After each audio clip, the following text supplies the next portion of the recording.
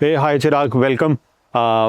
Congratulations on getting 99.96 percentile in CAT. That's a fabulous score. Thank you. Where did you lose your 0.4? I think it was the quant section. That's the Indian parent in me.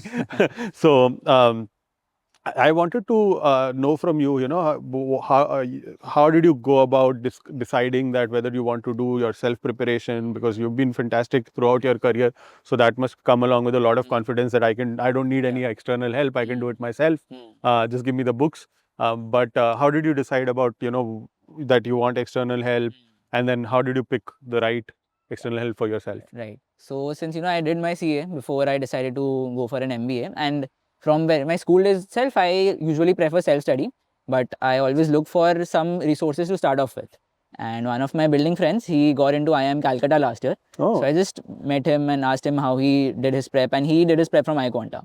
So Okay, I so checked. that was a no-brainer then. Yeah, so I checked the website, I got the books. Right. So I started my prep with the iQuanta book material. I did a lot of practice with all of the 3 sections. And then when I thought that I need more resources and more questions to solve, then I came across the ABC batch. Okay. So that basically, they had a lot of static questions as well, which I think were pretty CAT level. And after a point of time, they gave daily questions as well. So I think that helped me a lot with my prep. Oh, okay. Yeah, that's amazing. So amongst all the 3 sections that you have, is there like one section that is dearest to you, or you think it's like, the strong a strong section for you to attempt? I think it would be a tie between DILR and VARC. Okay. DLR because I have a knack for structuring and problem solving. I And you're good with data because of your I background like as playing well. Sudoku. I like playing chess. Oh, same. High five. So It's on DLR LinkedIn was also now. so DLR was one of my strongest set. And apart from that, VARC also I used to read a lot. I don't read anymore, but I consume a lot of English content. Right. So I'm naturally like my reading What do you comprehension read? is.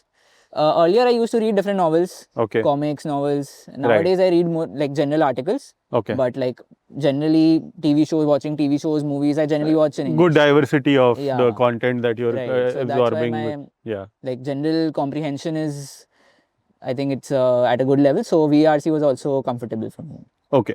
For DILR, I have generally seen a lot of students struggling, right, with a couple of things. So one is, how do you select the which sets to attempt, which ones to leave out? Right. Do you have a strategy in mind? I think it came through practice.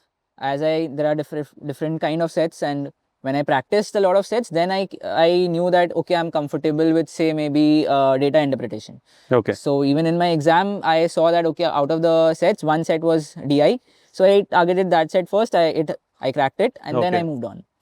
So after a repeated practice, you generally get a broad idea of which kind of sets are you comfortable with. Right. So you played by your own strengths, and Right. that's the mantra that you would give it to other students as well. One more thing that I've seen a lot of people struggle is there is a kind of a sunk cost fallacy, because you start doing a LR set, it's going to take some time.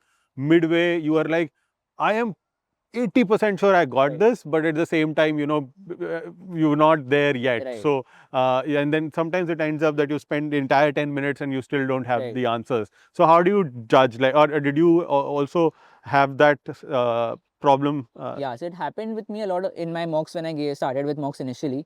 As you said, like, once you are supposed to say 6 minutes through a set and you're feeling that, okay, I'm sort of getting it. So at times you tend to think that, okay, let me invest maybe another 6 minutes. I might be able to crack all the questions. Yeah. But then at the end of those 6 questions, you are nowhere, and then you've lost time as well. Did you have a strict protocol? I'm going to so stop. like after a lot of mocks, the strategy that I adopted for myself, like I say maybe give myself 4 to 5 minutes.